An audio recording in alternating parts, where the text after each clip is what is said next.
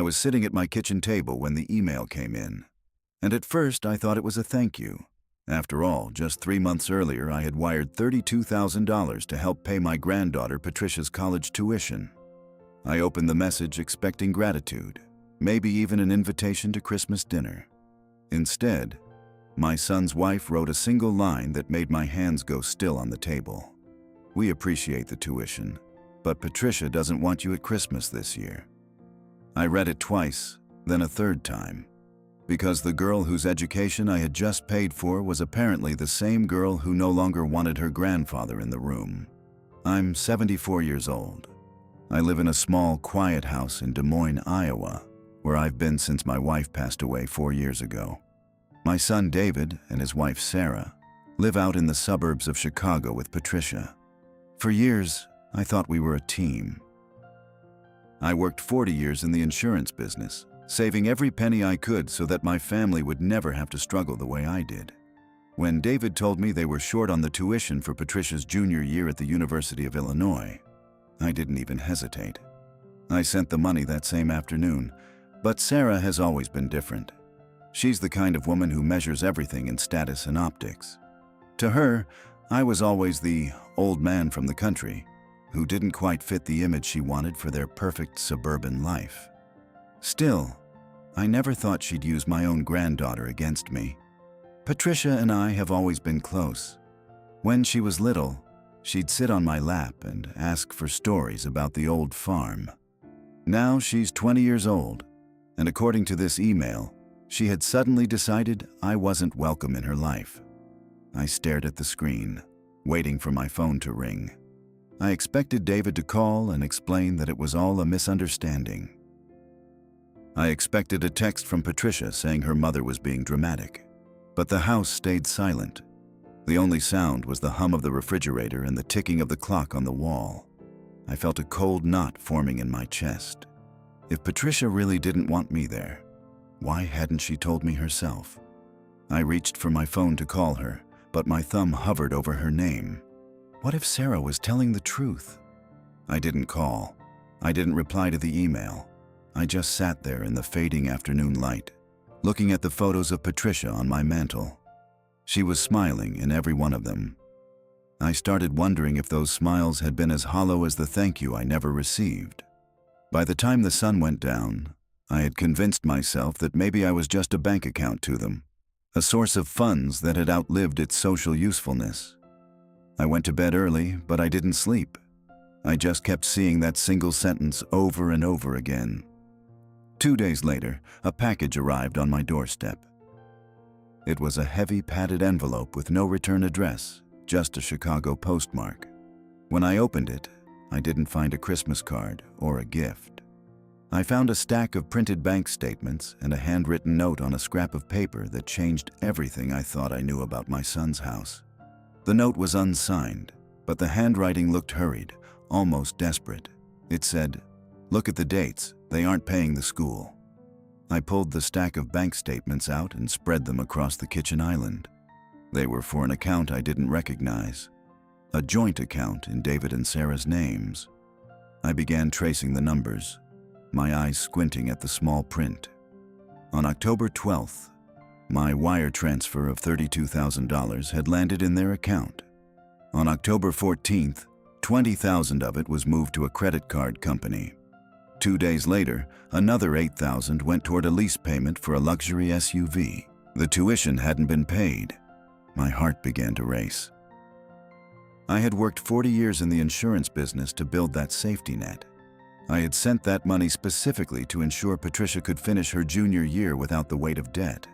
Instead, it looked like I had funded Sarah's suburban lifestyle. I felt a wave of nausea. This wasn't just about a missed Christmas invitation anymore. This was about a betrayal of trust that went down to the bone. I tried to call Patricia again. It went straight to voicemail. Then I tried David. He picked up on the fourth ring, but his voice sounded tight, like he was talking through clenched teeth. "Dad, I'm busy. Can this wait?" I got an email from Sarah. I said, keeping my voice as level as I could. "She says Patricia doesn't want me there for Christmas. I want to hear it from her, David." There was a long pause on the other end. I could hear muffled voices in the background, Sarah's sharp tone cutting through the silence. "Look, Dad," David finally said. "Things are just complicated right now. Patricia is stressed with finals. She needs space. Sarah's just trying to manage the house. Don't make this bigger than it is." That phrase, "don't make it bigger than it is," hit me like a physical blow. I had heard it before in stories of families falling apart, but I never thought my own son would use it on me. I looked down at the bank statements. "And the tuition, David? Is she too stressed to talk about that too?" "What are you talking about?" he asked, but I heard the shift in his tone. It wasn't confusion, it was fear. "I know the money didn't go to the university," I said quietly. The line went dead. He didn't defend himself. He didn't explain. He just hung up. I stood in my silent kitchen in Des Moines, holding a dead phone and looking at evidence that my son was a stranger to me. I realized then that Sarah wasn't just keeping me away because she didn't like my country ways. She was keeping me away because I was a witness to a crime they were committing against their own daughter. I spent the next hour packing a small bag. I wasn't going to sit in Iowa and wait for another cold email. I was 74 years old, but I wasn't helpless. I needed to see Patricia. I needed to know if she even knew her tuition was missing, or if her mother had lied to her about that too. As I walked out to my car, I realized Sarah had made one major mistake. She thought because I was old, I would just fade away into the background.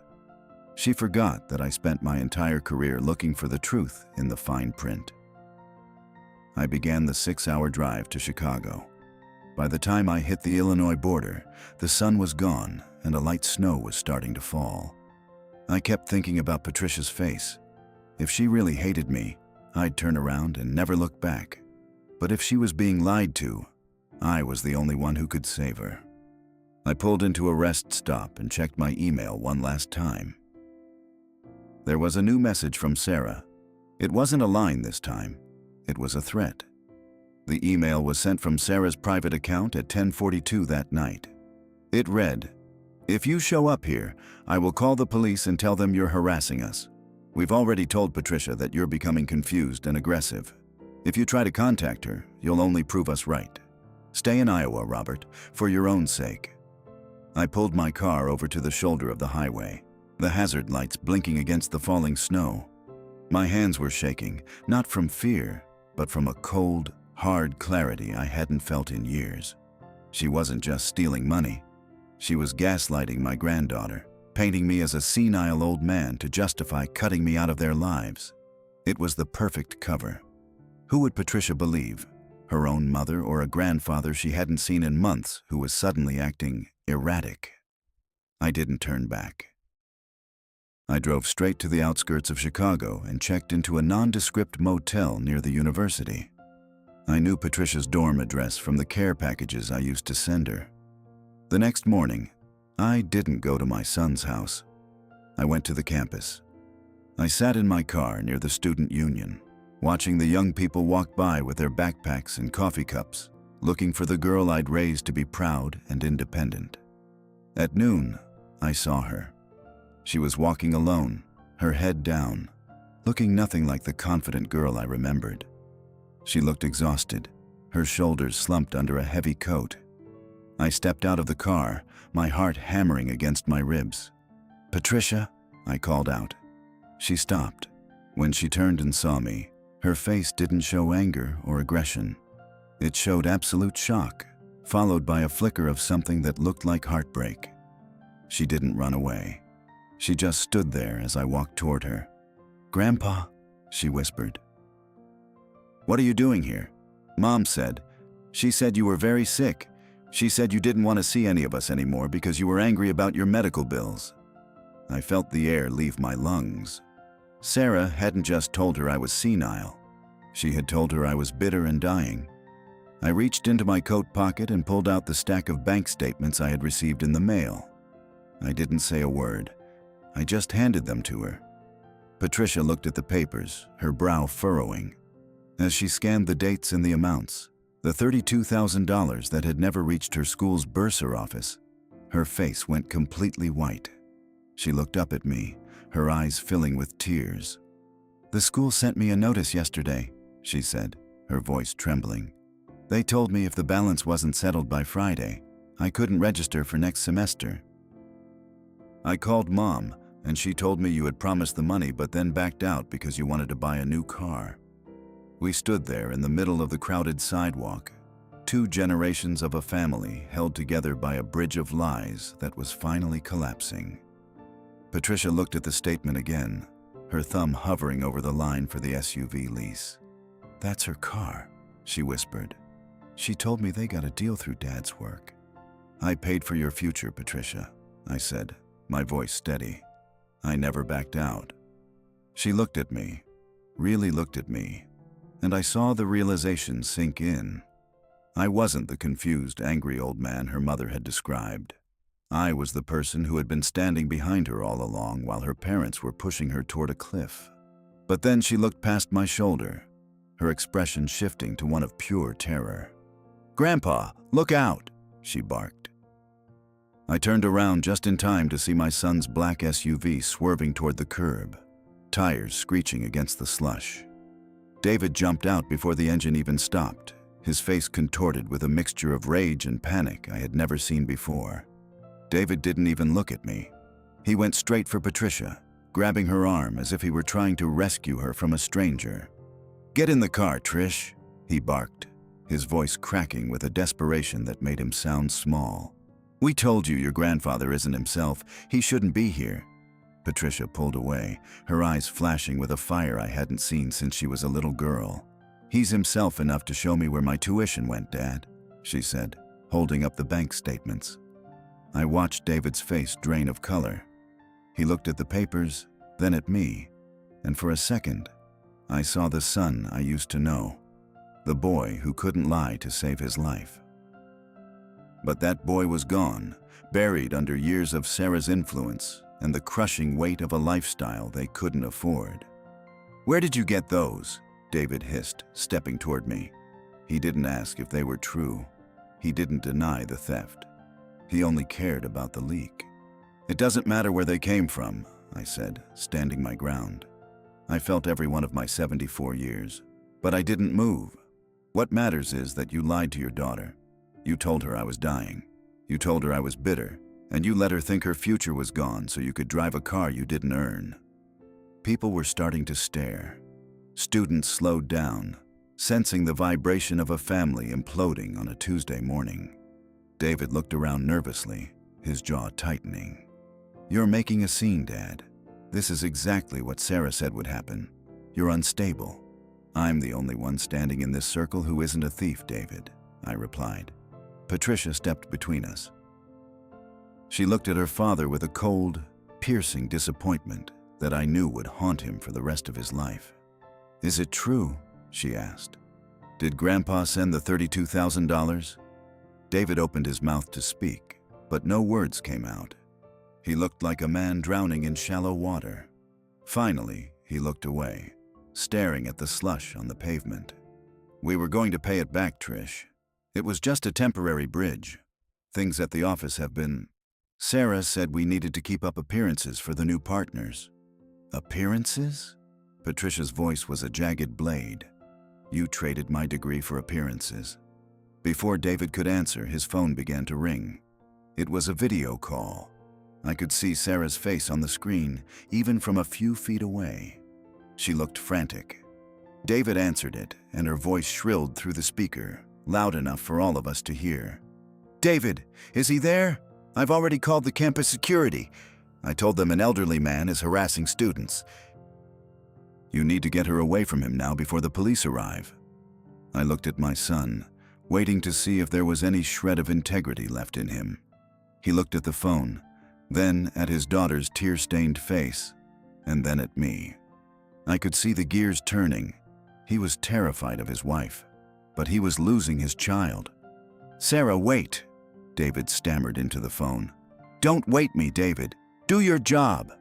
Patricia reached out, snatched the phone from her father's hand, and held it up so she was looking her mother right in the eye. "The police are already on their way, Mom," Patricia said. her voice dropping to a terrifyingly calm whisper. "But they aren't coming for Grandpa. They're coming for the person who forged his signature to move that money." The color didn't just leave Sarah's face. It was as if she had turned into a ghost. She went silent, her mouth hanging open. Patricia didn't wait for a response. She ended the call and handed the phone back to her father. Then she looked at me. "Grandpa, let's go," she said. "We're going to the registrar's office, and then we're going to a lawyer." As we walked away, I looked back once. My son was standing alone next to his expensive SUV, holding a silent phone, looking like a man who had realized he'd burned down his own house just to keep his hands warm. But the real chill was yet to come, because as we reached the end of the block, I saw a campus security cruiser pull up, and I realized Patricia hadn't been bluffing about the police. The campus security officer didn't jump out with his hand on his holster. He approached slowly, looking at the three of us with a mix of confusion and caution. David tried to step forward, smoothing his coat, trying to put on his successful executive face one last time. "Officer, there's no problem here," he said, his voice betraying him with a slight tremor. "Just a family misunderstanding. My father he's been having some memory issues." Patricia didn't let him finish. She handed the stack of bank statements directly to the officer. "My name is Patricia Miller," she said, her voice echoing off the brick walls of the campus buildings. "I'm a student here. This man is my grandfather, Robert Miller. He provided $32,000 for my tuition, but these documents show the money was diverted into my parents' personal accounts without his consent." The officer looked from the papers to David, then back to the girl. David looked like he wanted to disappear into the pavement. "I need everyone to stay right here," the officer said, tapping his radio. We stood in a tense triangle as the snow began to stick to our shoulders. David kept glancing at his phone, which was vibrating incessantly in his hand. I knew it was Sarah. She was probably pacing their living room, realizing that the senile old man narrative wasn't going to save her this time. "Dad, please," David whispered, looking at me with eyes that finally showed the fear of a man who realized he could lose his career, his house, and his freedom. "Think about what this will do to the family. If this goes to the police, there's no coming back." "You already left, David," I said quietly. "The moment you told Patricia I was dying just to cover up a car payment, you walked out on this family." A second cruiser pulled up, and this time, it was a city police officer. He took a formal statement from Patricia and then from me. I told him everything: the wire transfer, the lack of a thank you, and the cold email from Sarah. As I spoke, I watched David shrink. He wasn't the man I raised anymore. He was just a shell held together by Sarah's demands and his own cowardice. The officer turned to David. "Sir, I'm going to need you to come down to the station to discuss these financial discrepancies." "Am I being arrested?" David asked, his voice a pathetic squeak. "You're being detained for questioning regarding a report of financial exploitation of the elderly and fraud," the officer replied. As they led David toward the car, he looked back at Patricia. "Trish, tell them it's a mistake." Patricia didn't answer. She just reached out and took my hand, her grip tight and steady. We watched the cruiser pull away, its blue lights reflecting in the windows of the library. "What happens now, Grandpa?" she asked softly. "Now," I said, "we go to the registrar and make sure you're still a student. And then, I'm calling a man named Harold Bennett." I knew Harold from my days in insurance, a lawyer who didn't care about appearances, only about the truth. But as we walked toward the administration building, my phone buzzed. It was a text from an unknown number, but I knew the venom behind the words immediately. It was a photo of my house in Des Moines, taken from the street. Underneath it, Sarah had typed, "You think you won? You have to come home eventually, Robert, and I'm already there."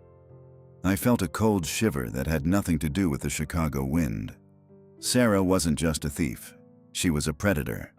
She knew I had a spare key hidden in the shed back in Des Moines, and she was unstable enough to use it. I showed the text to Patricia. Her eyes widened, and I saw her jaw tighten with the same resolve I'd seen in my late wife. "She's bluffing, Grandpa," Patricia said, though her voice wavered. "She's trying to scare you into dropping the charges." "Maybe," I replied. "But I've spent 40 years assessing risk, and your mother is a high-stakes gambler who just lost everything. That makes her dangerous."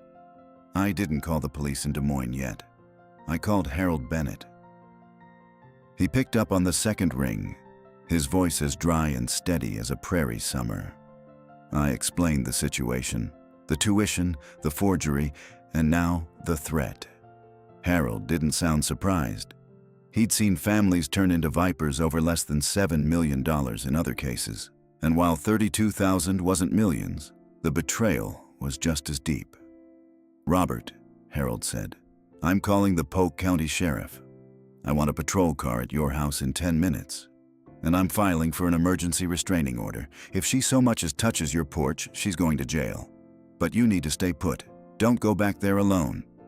While Patricia met with the registrar, I sat in the hallway and finally called the one person I had ignored, my son's office. I reached his partner, a man named Miller who sounded like he'd been expecting my call. He told me the firm had been investigating David for months.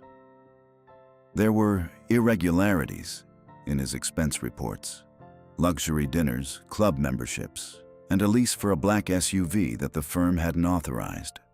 "He was drowning, Robert," Miller said. "He kept saying he had a private family matter that would clear it all up, but the numbers never lied." When Patricia came out of the registrar's office, she looked 5 years older. The school had agreed to a grace period because of the fraud investigation, but the money was still gone. I looked at my granddaughter, the only good thing left of my son's legacy, and I knew what I had to do. I wasn't just going to pay the $32,000 again. I was going to ensure she never had to look to her parents for a bridge loan ever again. But as we walked toward the campus exit, my phone chimed with a notification from my home security system. It was a video alert from the doorbell camera in Des Moines. I opened the app, my breath hitching in my throat. The black and white footage showed Sarah standing on my front porch. She wasn't breaking in. She was holding a red gasoline can, her face illuminated by the porch light I'd forgotten to turn off. She looked directly into the camera lens and smiled, a jagged, hollow expression that told me she wasn't there to talk. "Patricia," I whispered, showing her the screen. "Call the sheriff back, now." We watched the screen in horror as Sarah began to unscrew the cap. But then, something happened that neither of us expected. A second figure stepped into the frame, grabbing the can from her hands.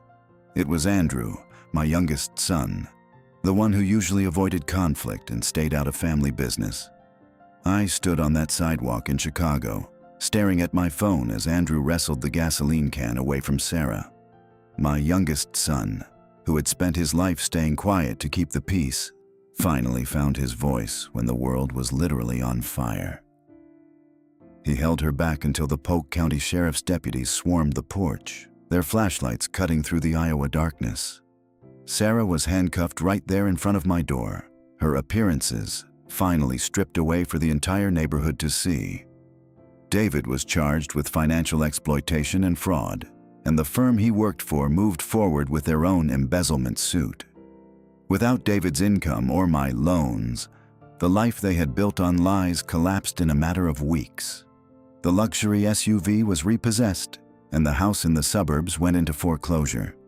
Sarah eventually accepted a plea deal that included significant restitution and probation, but she lost the one thing she valued most: her status. I didn't drop the charges, and I didn't back down. I paid the remainder of Patricia's tuition directly to the university, this time into a protected account that required my signature for any withdrawals.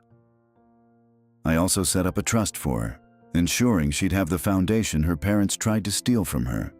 Andrew moved back to Iowa to help me keep an eye on things, and for the first time in years, the silence in my house felt peaceful instead of lonely. David reached out once from a halfway house, asking for a second chance. But I told him that trust isn't a gift. It's something you build from the foundation up, and he hadn't even cleared the rubble yet. On Christmas Day, Patricia didn't just call. She drove all the way to Des Moines. We sat at my kitchen table, the same place where that cold email had arrived months ago. There were no luxury cars in the driveway and no designer clothes on the chairs, just a grandfather and a granddaughter sharing a meal they both actually earned. I realized then that being a hero isn't about the money you give. It's about the truth you're willing to protect. I'm 74 years old, and my family is smaller than it used to be. But the people sitting at my table are the ones who want to be there, not the ones who are paid to be. And in the end, that's the only inheritance that matters. If this story meant something to you, subscribe. There's more to come.